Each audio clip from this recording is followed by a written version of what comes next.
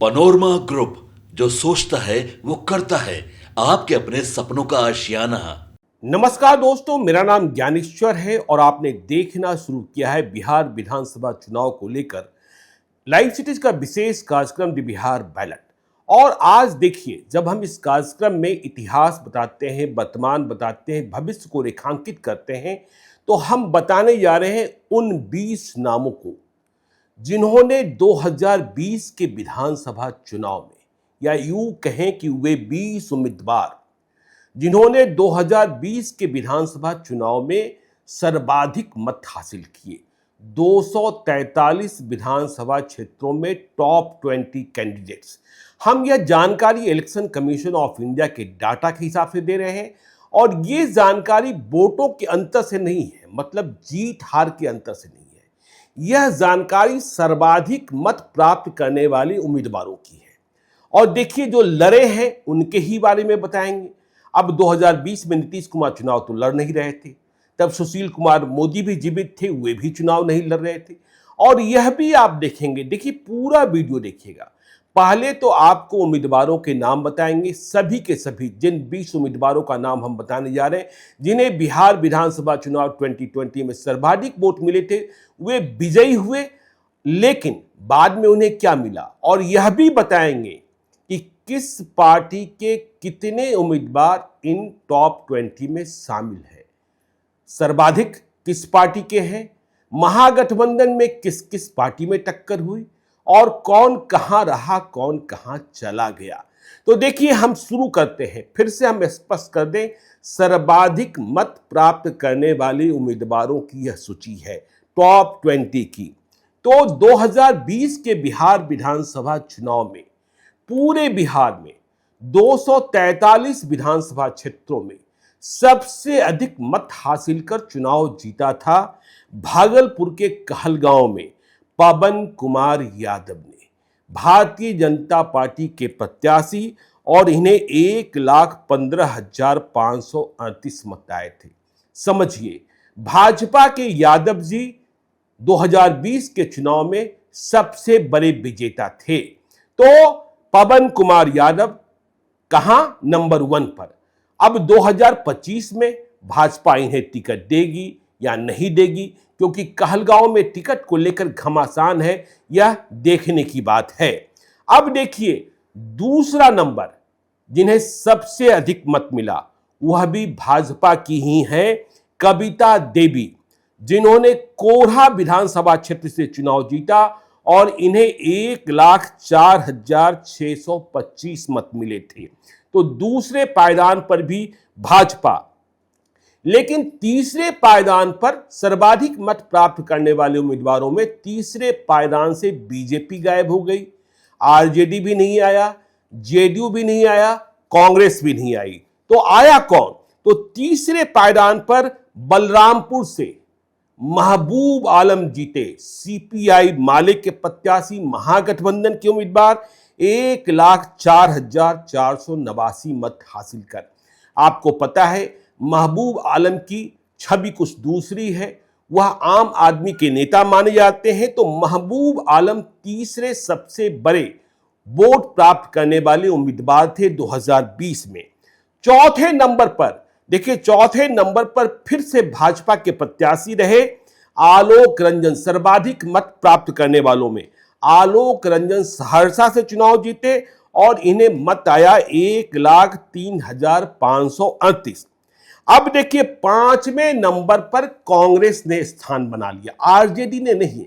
सर्वाधिक मत प्राप्त करने वालों में 5वें नंबर पर कांग्रेस का कब्जा, और यह जीत मिली अररिया में।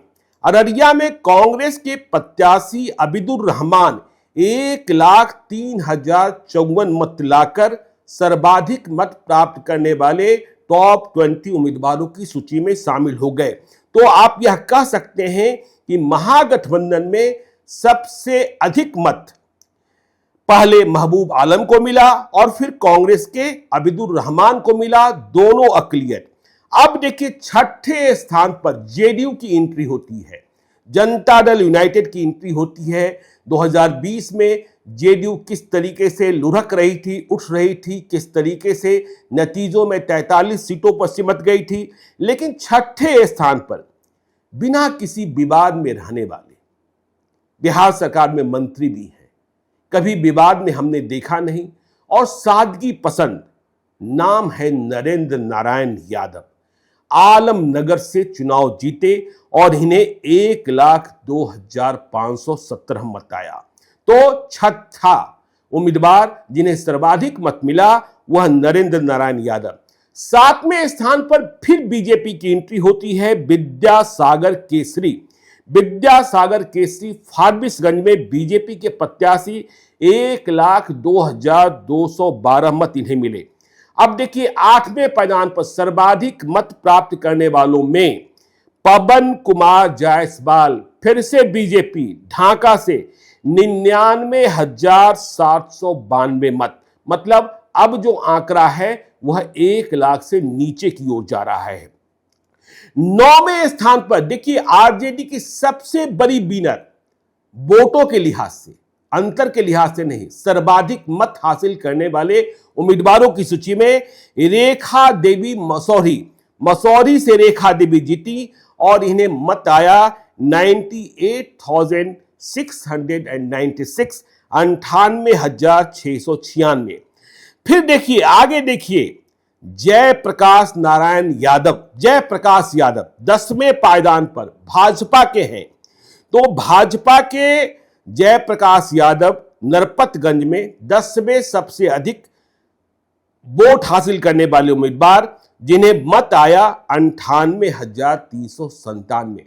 चौंकाने वाली बात यह है कि हमने 10 लोगों की सूची बता दी और इनमें से 3 यादव निकल आए जो एनडीए के सर्वाधिक मत प्राप्त करने वाले, जयप्रकाश यादव, नरेंद्र नारायण यादव और पवन कुमार यादव। चलिए अब 11वें नंबर पर चलते हैं। 11वें नंबर पर फिर से बीजेपी काबिज है सबसे अधिक मत प्राप्त करने वाले उम्मीदवार, नाम है विजय कुमार खेमका, पूर्णिया से चुनाव जीते और इन्हें मत आया 97,757। लेकिन इनके लिए दुखद पक्ष यह रहा कि जब 2024 में लोकसभा का चुनाव हुआ तो इनके निर्वाचन क्षेत्र से हार हुई। किसकी हार हुई? एनडीए की हार हुई और एनडीए में जेडीयू के उम्मीदवार संतोष कुशवाहा चुनाव हार गए। महागठबंधन भी नहीं जीता। आरजेडी की प्रत्याशी बीमा भारती की जमानत जब्त हो गई। निर्दलीय पप्पू यादव चुनाव जीत गए।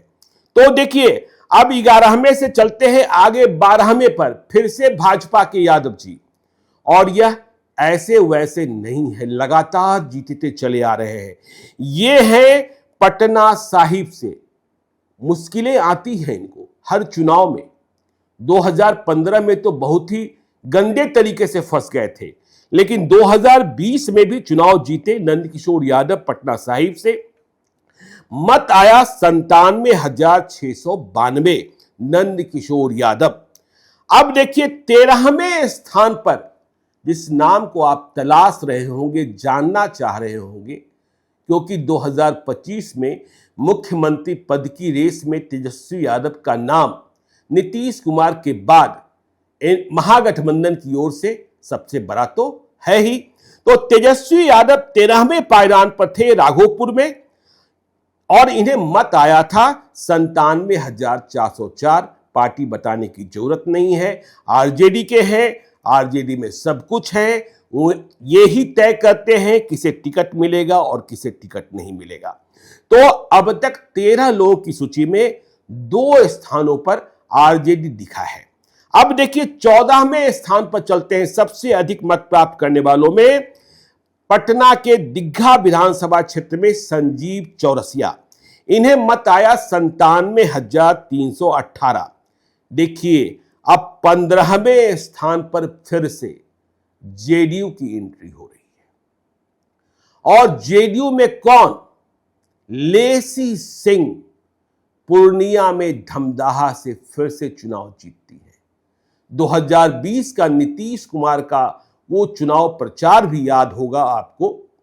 अंतिम चुनाव प्रचार था जहां उन्होंने कह दिया था कि अंतिम चुनाव है, लेकिन बाद में स्पष्टीकरण दिया गया था कि यह तो इस चुनाव का अंतिम प्रचार है, आगे की पारी अभी खत्म कहां हुई है। लेकिन कंफ्यूजन बहुत हो गया था। तो लेसी सिंह क्या हैं, किस तरीके से अपने क्षेत्र में सक्रिय रहती हैं, नीतीश कुमार के प्रति कितना निष्ठावान है, यह सभी जानते हैं।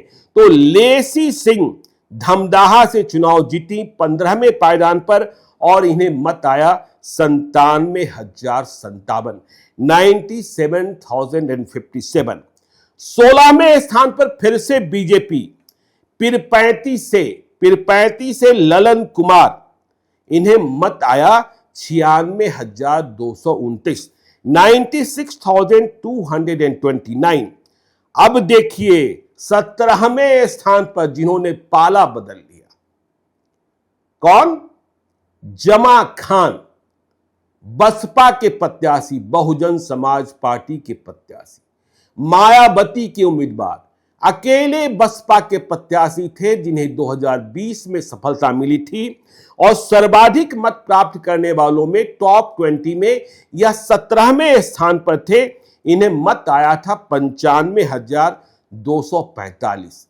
लेकिन जब नीतीश कुमार को जरूरत हुई तो यह अकेले जीते थे, स्वतंत्र फैसला कर सकते थे, नीतीश कुमार के साथ हो गए, जेडीयू में चले गए। और नीतीश कुमार को भी जमा खान की जरूरत थी, क्योंकि कोई मुस्लिम जेडीयू से विधायक नहीं बना था। बहुत ही संकटपूर्ण स्थिति थी। तब से लगातार जमा खान मंत्री हैं। अब देखिए आगे 18वें स्थान पर, 18th पोजीशन पर रीगा से, सीतामढ़ी के रीगा से मोतीलाल प्रसाद, यह 95,226 मत प्राप्त किए। तो 95,226 मत प्राप्त कर 18वें स्थान पर। बार बार हम स्पष्ट कर रहे हैं, जो हम टॉप 20 बता रहे हैं, इसका आशय जीत हार का अंतर नहीं है, यह सर्वाधिक मतों के प्राप्त करने का आंकड़ा है। 19वें स्थान पर देखिए, 19वें स्थान पर नवादा में हिसुआ से आदित्य सिंह की फैमिली की नीतू कुमारी, कांग्रेस की उम्मीदवार, चुनाव जीती और उन्हें मत आया 94,930, 94,930। 20वें स्थान पर मधुबनी के झंझारपुर विधानसभा क्षेत्र से डॉक्टर जगन्नाथ मिश्रा, पूर्व मुख्यमंत्री के पुत्र नीतीश मिश्रा चुनाव जीते भारतीय जनता पार्टी के प्रत्याशी के तौर पर और इन्हें मत आया 94,854।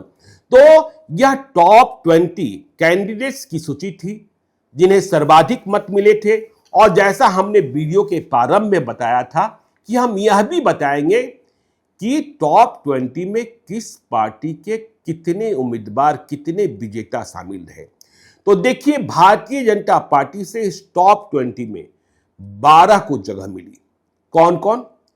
कहलगांव से पवन कुमार जायसवाल, कोढ़ा से कविता देवी, सहरसा से आलोक रंजन, फारबिसगंज से विद्यासागर केसरी, ढाका से पवन कुमार जायसवाल, नरपतगंज से जयप्रकाश यादव, पूर्णिया से विजय कुमार खेमका, पटना साहिब से नंदकिशोर यादव, दीघा से संजीव चौरसिया, पीरपैंती से ललन कुमार, रीगा से मोतीलाल प्रसाद और झंझारपुर से नीतीश मिश्रा।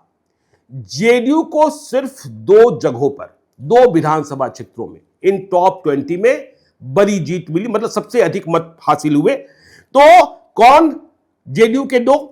नरेंद्र नारायण यादव पहले आलमनगर से और दूसरे पायदान पर लेसी सिंह धमदाहा से।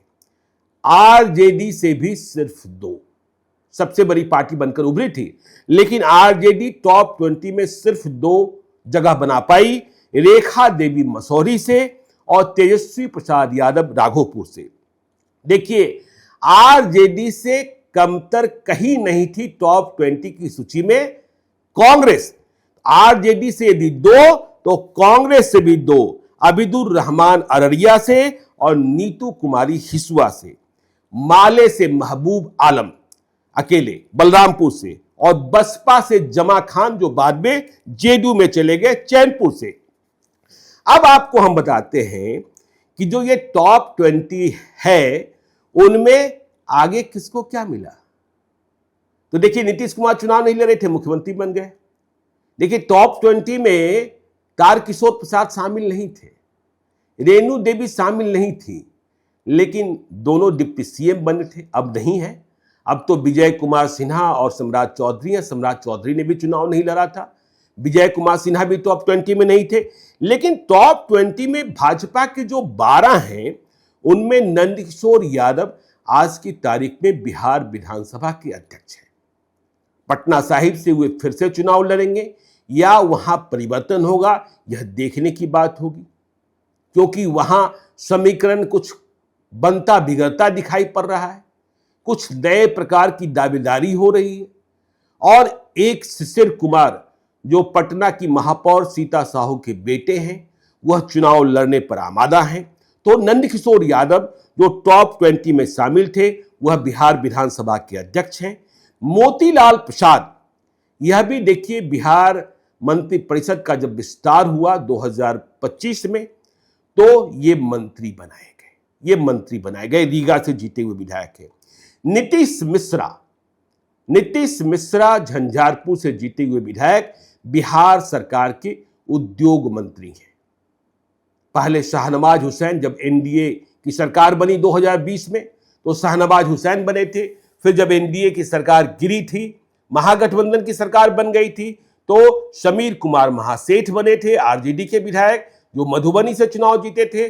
और फिर जब एनडीए की सरकार बनी तो नीतीश मिश्रा को यह जिम्मेदारी दी गई।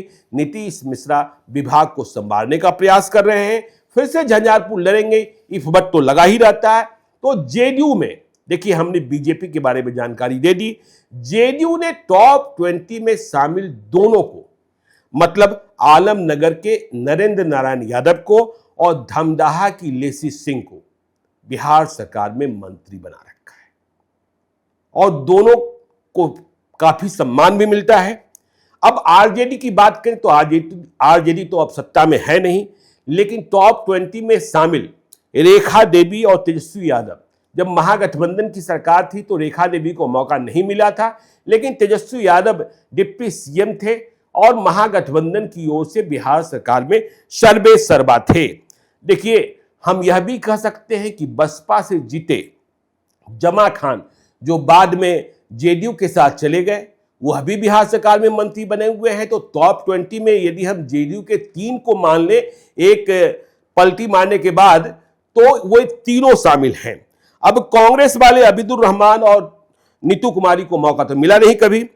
माले वाले महबूब आलम, अब तक जो परंपरा रही है, जो रिवाज रहा है, उसमें सरकार में सीधे तौर पर मंत्री का पद माले स्वीकार नहीं करती रही है। माले गरीबों की आवाज उठाती है, वंचितों की आवाज उठाती है और सड़क पर संघर्ष करने वाली पार्टी रही है। तो द बिहार बैलेट जो आपको सब कुछ बता रहा है, यह कार्यक्रम, आज का यह एपिसोड आपको कैसा लगा, आप हमें जरूर बताइएगा। हम जल्द ही आपको बताएंगे कि बाकी आंकड़े क्या कहते हैं। कुछ वैसे आंकड़े भी लेकर आने वाले हैं।